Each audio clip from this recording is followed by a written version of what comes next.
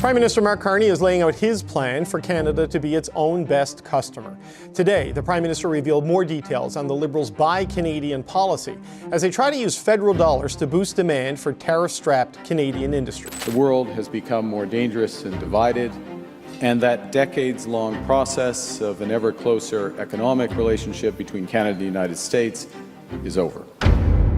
Just in, a major shockwave has hit the global economic arena. Mark Carney has unveiled a bold and disruptive budget plan, and experts worldwide are saying this is not just a transition. This is a rupture, a complete break from the old economic order, a rupture that directly challenges the foundation of Trump's tariff-driven strategy. Today, we dive into how Carney's plan is reshaping global trade, reducing American dominance, and what this shift really means for the future. To understand the impact of Carney's proposal, we need to rewind and look at how the world economy has functioned for decades. The US dollar has been the center of global trade, the anchor for commodities, and the tool through which America has exercised its influence. Trump's political era took that influence to another level through aggressive tariffs. Those tariffs weren't just taxes, they were leverage. They were a way of reminding the world that the United States had the power to shape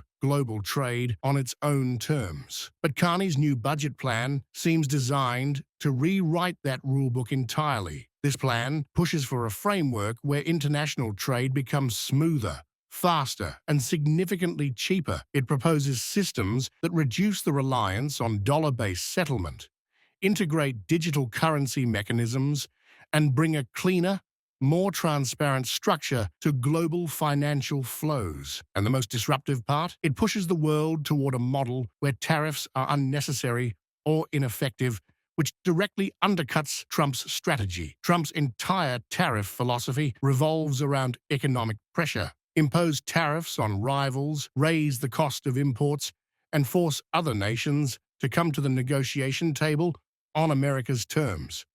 It worked in some situations, and in others, it backfired, but it relied on one assumption, that the world doesn't have an alternative to the US-dominated system. Carney's plan introduces exactly that alternative. Under this new model, countries can carry out trade without depending on US approval, without waiting for dollar settlements, and without absorbing the high costs of tariffs. Smaller economies get breathing room. Larger economies get stability, and global trade becomes less vulnerable to political shifts in Washington. That is why economists are calling this a rupture, because it breaks the dependency structure that gave America leverage for decades. As soon as this plan was announced, reactions started pouring in Europe, quickly signaled interest, seeing this as a chance to shield their industries from unpredictable tariff swings. Asian economies saw opportunity too, a system where they can trade, settle, and collaborate without constant concern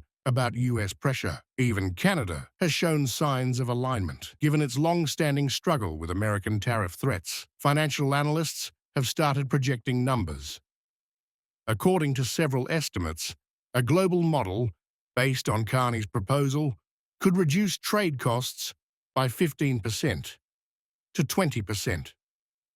Supply chains would stabilize, currency volatility would decrease, and cross-border digital settlements could speed up by nearly 5 times compared to the current system inside the United States. However, the reaction is far from positive. Pro-Trump economists are calling this a dangerous shift, warning that it could weaken Western alliances and reduce America's global influence. Others say this could undermine the US dollar's dominant position, which has been the backbone of American economic power. Without that dominance, tariffs lose their punch, and America loses a major geopolitical weapon. Even in the Biden administration, experts are divided. Some believe this evolution is necessary and inevitable in a rapidly digitalizing world. Others worry that moving toward this system means surrendering control and allowing emerging economies to rise faster than expected. Market analysts are now monitoring key indicators. The dollar's demand is projected to decline gradually, while European and Asian currencies might gain strength. Commodity pricing could become more balanced, less dependent on US decisions, and more influenced by global consensus.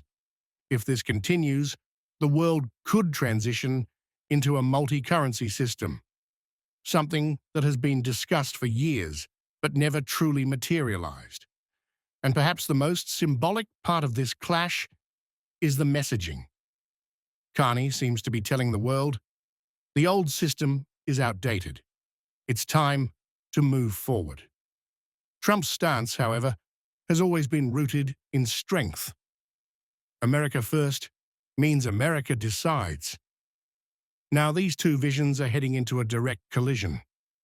One world where tariffs dominate, and another where tariffs become irrelevant. One world where America shapes global trade, and another where global trade evolves without waiting for America. So here's the real question. The world is asking today, are we witnessing the slow end of US economic dominance, or the beginning of an entirely new global standard?